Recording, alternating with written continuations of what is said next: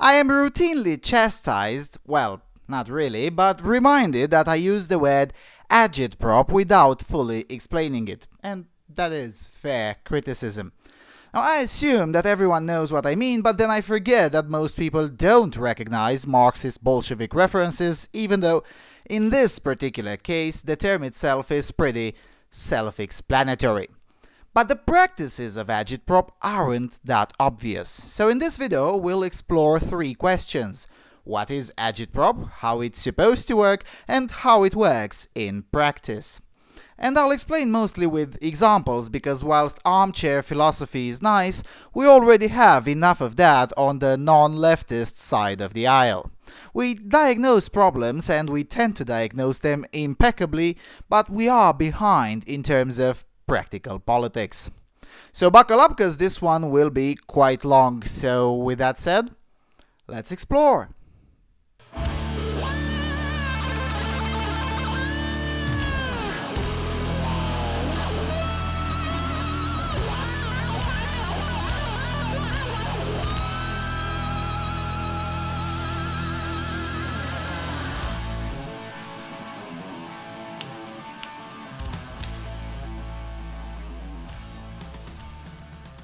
Hello everyone, and welcome to another long-awaited episode of Freedom Alternative Research and Analysis.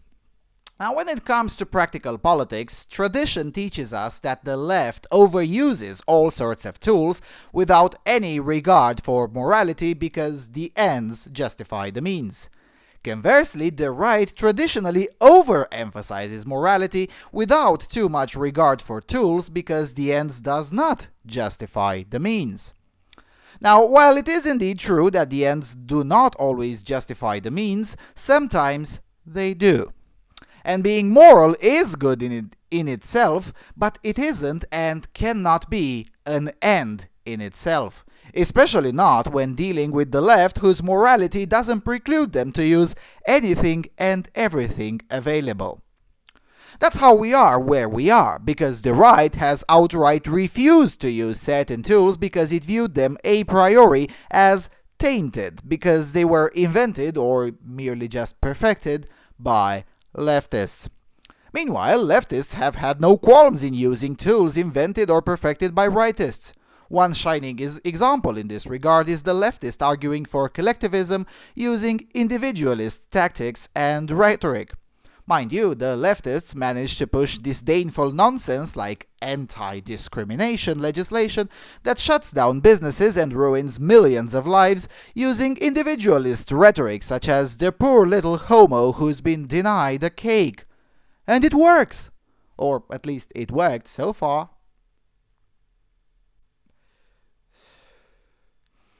Such is the case with agitprop, which is essentially an amoral tool. Like a knife. A knife can be used to kill someone or to cut bread with it. Same goes with agitprop. It can be used to promote evil or it can be used to promote sanity. In fact, agitprop can be used even outside of the political realm, such as convincing your family that the chap across the street is a nice fella. Agitprop is merely a tool of promoting ideas and knowledge. That's it. Okay, now history time. The tool, the agitprop that is, gets a very bad rep mostly because the term and the perfecting of it comes from the Soviet Union.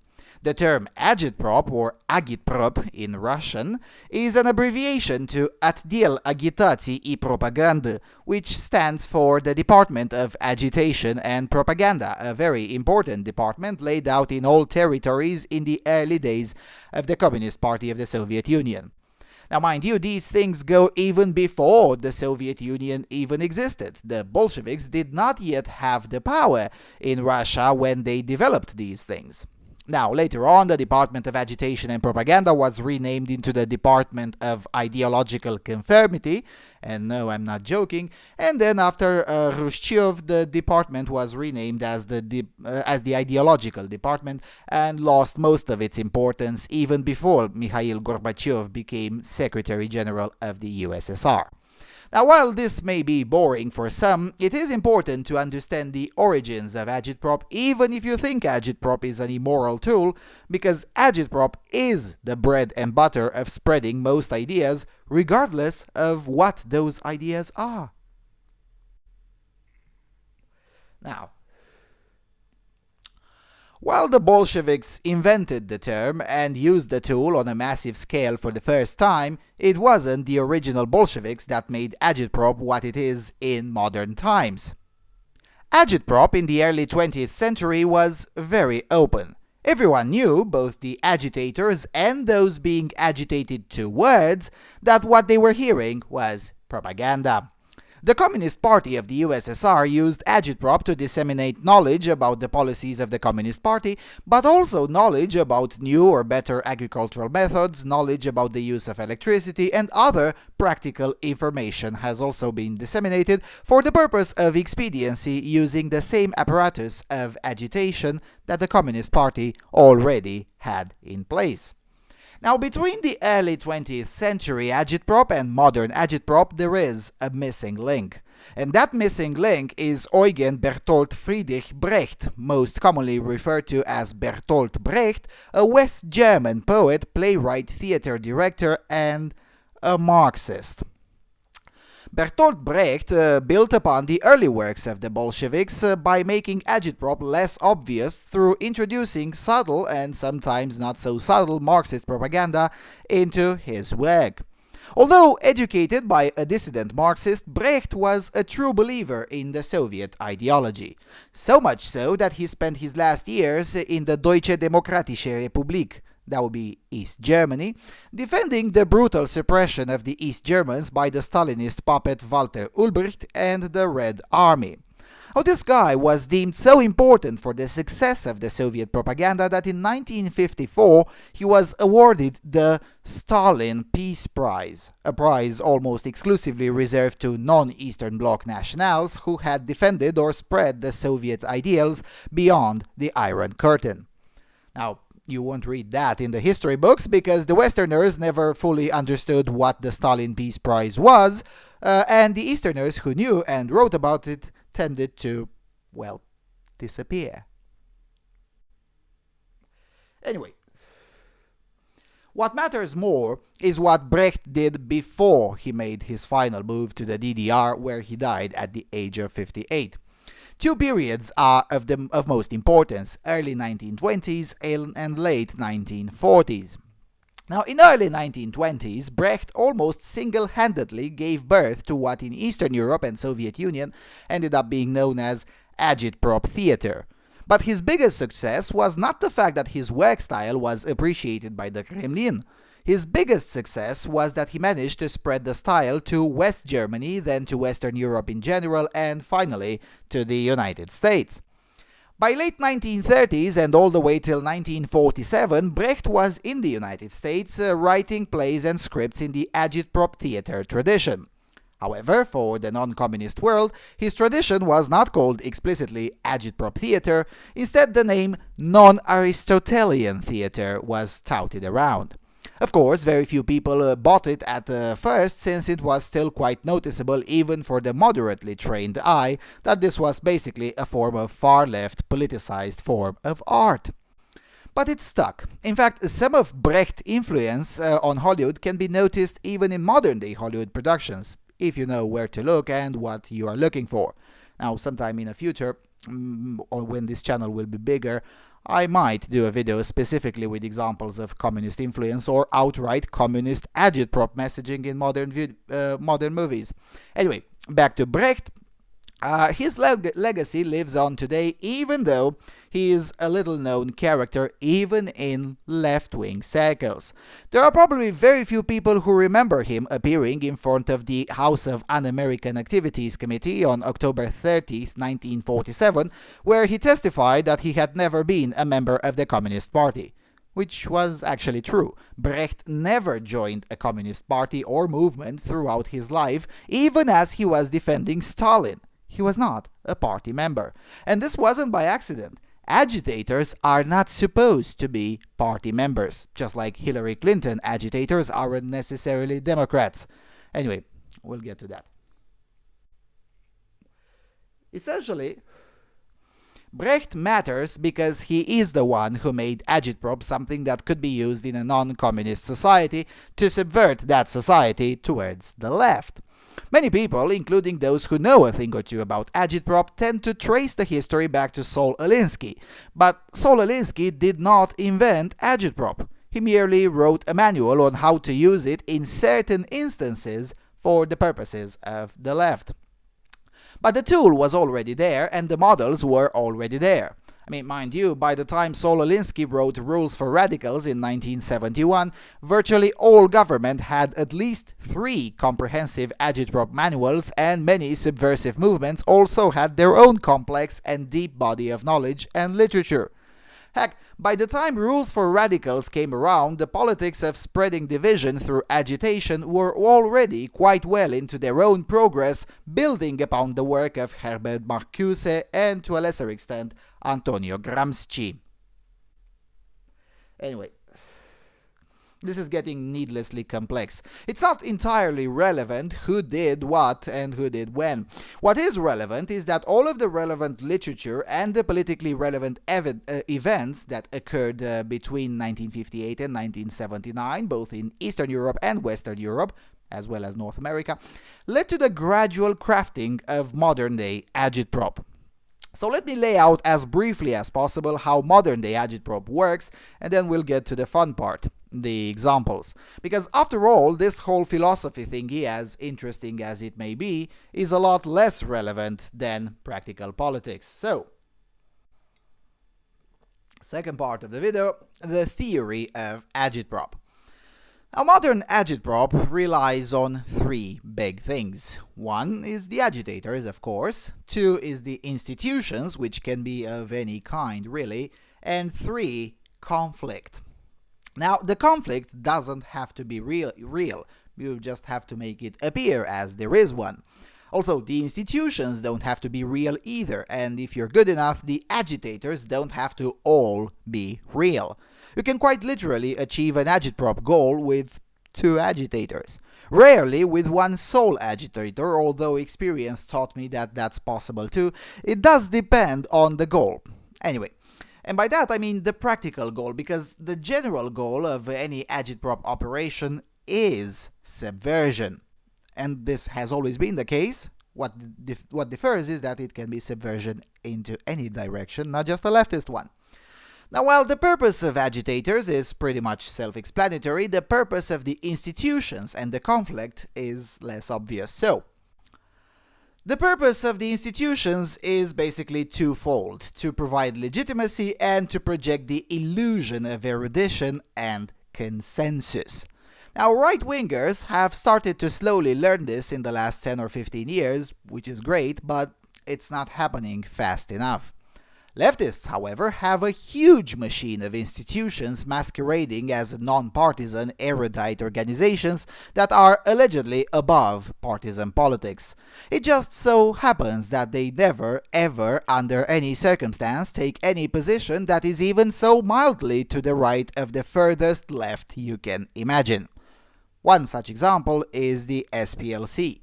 Now, the Southern Poverty Law Center is, as literally as you can think, an agitprop institution. Nothing more, nothing less. Now, the best agitprop institutions are those that predate their agitprop purpose. That's why the SPLC is so effective, because there was an SPLC that, although slanted to the left, it wasn't an agitprop institution until 1986. Little known fact is that in 1986 the entire legal staff of the SPLC resigned. Now, why did that happen? Because the leadership had been subverted and decided to no longer advocate for the causes that the organization was founded for, namely tackling poverty, abolishing the death penalty, and ending legal racial discrimination. Even since then, and ever since then, the SPLC has been a radical, far-left agitprop institution. Now, I said earlier that the purpose of institutions is twofold for the purpose of Agitprop.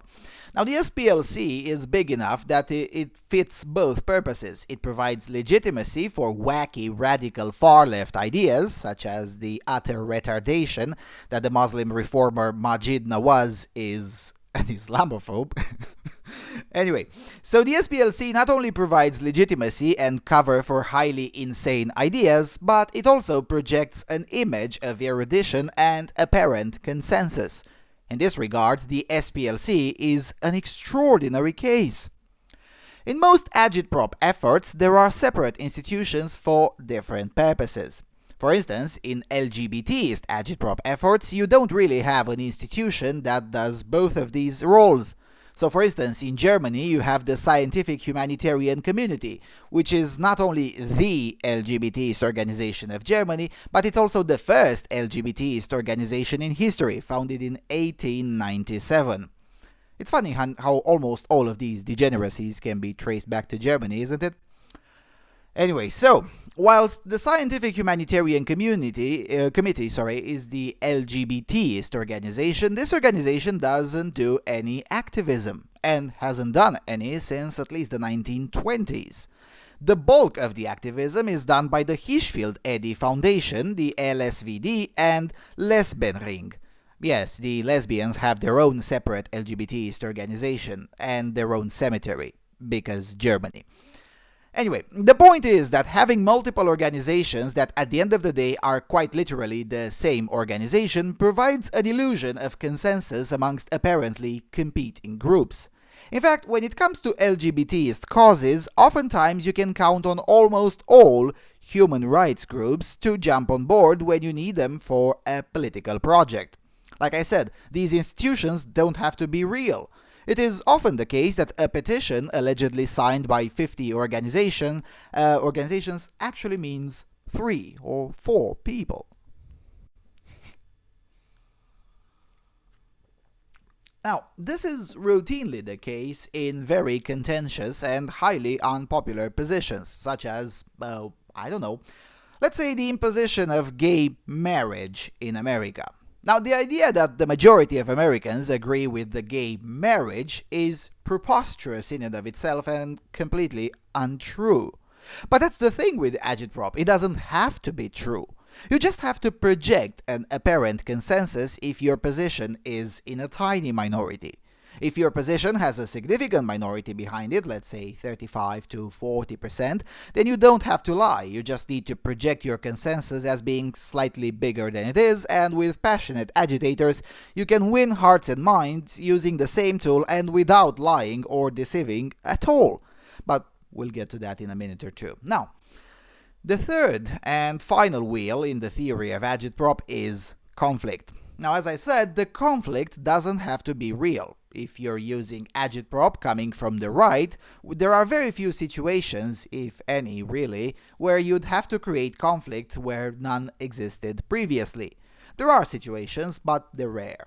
Most of the time, if you're using Agitprop coming from the right, you already have a conflict. The key is to give it a purpose in order to subvert it towards a rightist cause. If you're using Agitprop coming from the left, however, the opposite is true. There are very few situations where you don't have to create conflict where none existed previously. The most obvious example is the alleged controversy over preferred pronouns.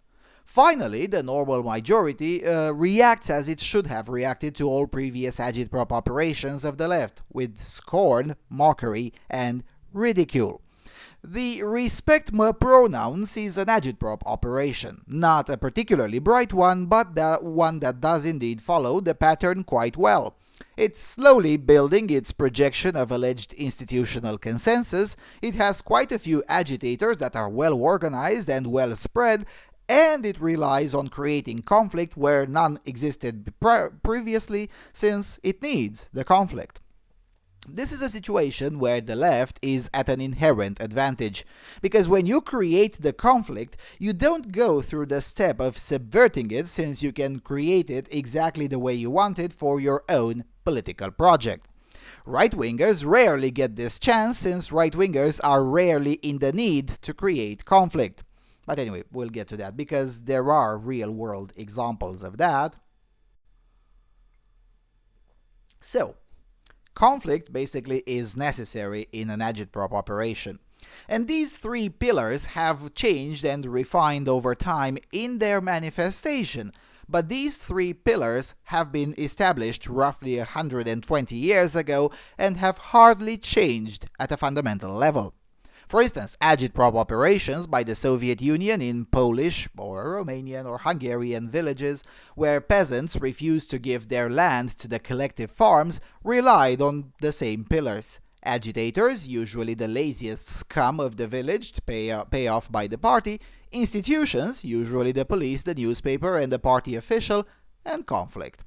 If no conflict existed prior, because sometimes a village did not have too much scum in it, or simply the village was way too socially cohesive to take the agitation bait, then the Soviet Union would bring in people from the outside and mix them in and then create an artificial conflict that would erode the trust within the village and then make room for new agitators. Rinse and repeat until no trust is left and everyone finally gives their land to the collective farms. Now, does that sound familiar to you? Because it should. Now, those that still resisted after 5 years of this, well, there are a few common graves to show what happened to those who opposed the 1950s progressives. Alright, so having understood, at least on a basic level, what agitprop is and how it's supposed to work in theory with a few simple examples, let's look at a few events in recent history so we can learn how agitprop works in practice in the current year. So, the first example of agitprop is the conservative meme. Now, those that created this meme call it meme magic, which is a cute name by the way, but it is, at the end of the day, standard agitprop. Now, whatever the declared purpose, the effect and the unfolding it was standard agitprop. 1. Agitators put out the position of the current political project, in this case the idea that some conservatives are cucked because they're liberal on immigration, hence conservatives. 2. Agitators started referencing each other, projecting the illusion of an already existent consensus amongst large sectors of the right-wing base that some individuals are cucks. 3. As a result of that, the media jumped on the bandwagon and provided an even bigger illusion of consensus. 4. Those referred to as conservatives started reacting, thus starting the conflict, which then is carried out in the direction wanted by those that triggered the conflict in the first place. There you go. You've just been subverted. Now, I happen to agree with this, so I should probably stress that throughout this video I don't use words like subversion as an inherently negative thing, but simply as a statement of fact. Now, I'll leave the moral judgments for another day. Today we're just looking at the facts. Anyway, so let's look at another example. Make America Great Again. Now, as I am recording this, the results of the American election are not yet known to me, but very likely you will see this video after the election results will be made public. But in any event, regardless of what was the final result of the Hillary versus Trump race, the Make America Great Again campaign was standard agitprop and undeniably had millions of Americans supporting it, perhaps tens of millions of Americans, in addition to the millions upon millions of people around the world who supported and hoped Trump would win. Again, I don't know at the moment of this recording whether Trump won or lost, but it doesn't matter, the argument that I'm about to make still stands. Make America Great Again was, at the end of the day, a subversion and agitprop operation. And regardless of the result, a successful operation over the medium run. And also, regardless of the result, the same forces should get ready for a campaign twice as good as this one. The left has been subverting everyone for 100 years, so subverting them back takes more than 1 year of agitprop. You didn't really think this is going to be easy, didn't you? Anyway, here's how the Trump campaign has been an agitprop operation. First of all, this was one of the normal cases I talked about before when doing agitprop from outside of the left. The conflict was already there. In fact, there were multiple conflicts. Race relations were deteriorated, weakened or misguided foreign policy, Wall Street, you name it. Conflict was already there. So the Trump campaign worked almost by the book with agitprop, but with a few innovations because populist agitprop is slightly different and a bit more anarchic, which means it's less perfect but more spectacular. So, the steps were like as follows. 1. Identify the conflict and recruiting agitators. 2. Agitators start referencing each other, projecting more and more consensus to the point that actual consensus emerged even outside of the agitation circle, such as inside the FBI.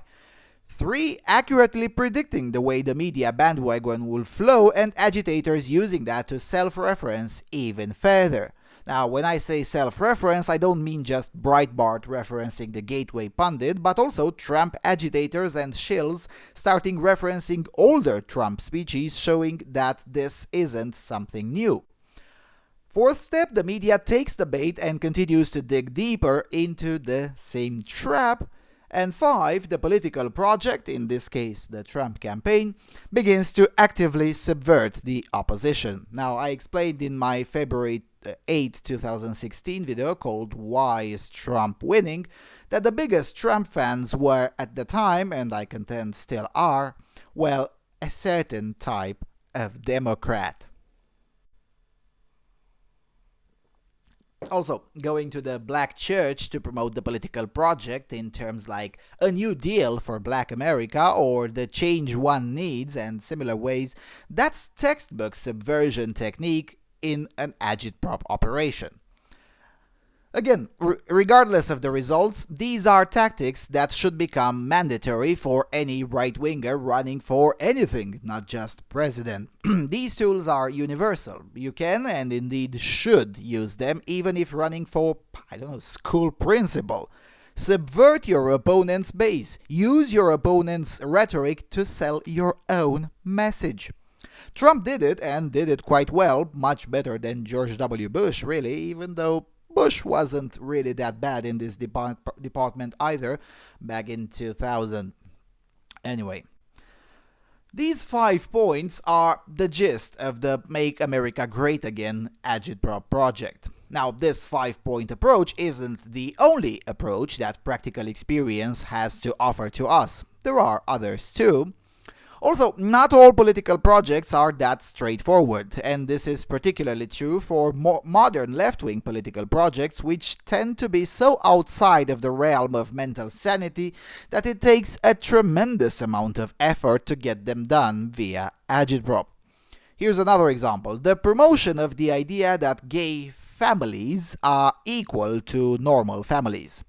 Now, even though the idea of gay family has caught some roots in some portions of Europe and North America, the idea that the gay family is in any way, shape or form equal to normal families is still trailing behind in terms of popularity, and will continue to do so. Even assuming leftist dominance for another 50 years, it will still take perhaps more than 50 years to make the idea popular or at least widely accepted. Now, one of the reasons, in fact the main reason, is that the idea itself is not only demonstrably false, as are most leftist ideas, but flies so hard in the face of immediate observable reality and basic common sense that in order to achieve this particular political project, it takes a lot more than simple agitprop to get it done. Now, that doesn't mean it cannot be done, it just means that agitprop by itself is not and will not be enough. So, the agitprop part of the political project that gay families are equal goes something like this. 1. Instruct the agitators, and this is done through various left-wing studies departments like women's studies, queer studies, you know the drill. 2. Agitators start referencing each other using the institutions, so agitators go and work for the already established institutions and create a self-referencing bubble that projects the idea of consensus. 3, and this is where the differences start, actively work to suppress and marginalize any reference to reality, such as the fact that lesbian families have a much higher average rate of domestic violence, a fact that in itself bulldozes the idea that gay families are somehow equal to normal ones. 4, control the PR and slowly get the media on your side. This has already been done. And 5, actively school in advance at least 2 generations of agitators. And this is very important because making people believe the opposite of what they can see with their own eyes, the opposite of what they instinctively know to be true, and the opposite of what raw, unfettered data says is, in addition to being a Orwellian project to instill doublethink, is, well, a long-term project. In fact, 2 generations of agitators has practically been proven to be not enough. The left actually schooled 3 generations of agitators in some areas of the world, and yet still no significant, let alone decisive, progress has been achieved. Heck, not even in California, a deeply left-wing place, not even there could the left win a gay marriage referendum fair and square. After so much agitprop, and still a majority did not believe that gay families are equal to normal ones. Now, this example is basically work in progress, and it's also an example of how you can do everything right and still fail. That's why the message matters. The same applies to the respect my pronouns movement. Same thing, they got the institutions right, the agitators right, the self-referencing bubble right, yet still collapsed when the first people said, no, just no, fuck your feelings, there are only 2 sexes and you are insane. The Jordan Peterson case in Canada, regardless of how it ends, the more it drags on, the more damage it does to the political project of the respect my pronouns, and the leftists know it. Anyway, I've been going on for quite some time now, so let's stop here. I'll come back at a later date on this topic, or I'll make it a habit of pointing out the exact steps whenever we discuss a topic that has agitprop elements in it. Now, I will also leave in the low bar my speech at the International Conference on Men's Issues that took place in London this year, where I offered several practical tactics of how to conduct agitprop. Similarly, I'll leave another article written by a friend of mine who's been in the business of subverting and sabotaging gender studies departments in several countries via means of agitprop. Just so you can have further examples of how agitprop not only can work, but fully works in practice. In the future, hopefully, I'll make more practice-oriented videos, although I already did several of them. Some of them, again, you'll find them in the low bar. The message with which I want to end is that we can adapt the same tools of agitprop for our own political projects. In fact, not only we can, but indeed we should. The sooner we do that, the better. And with all of that being said, thank you for watching through this long video. Thank you for your continuous and generous support, and I'll see you soon on Freedom Alternative.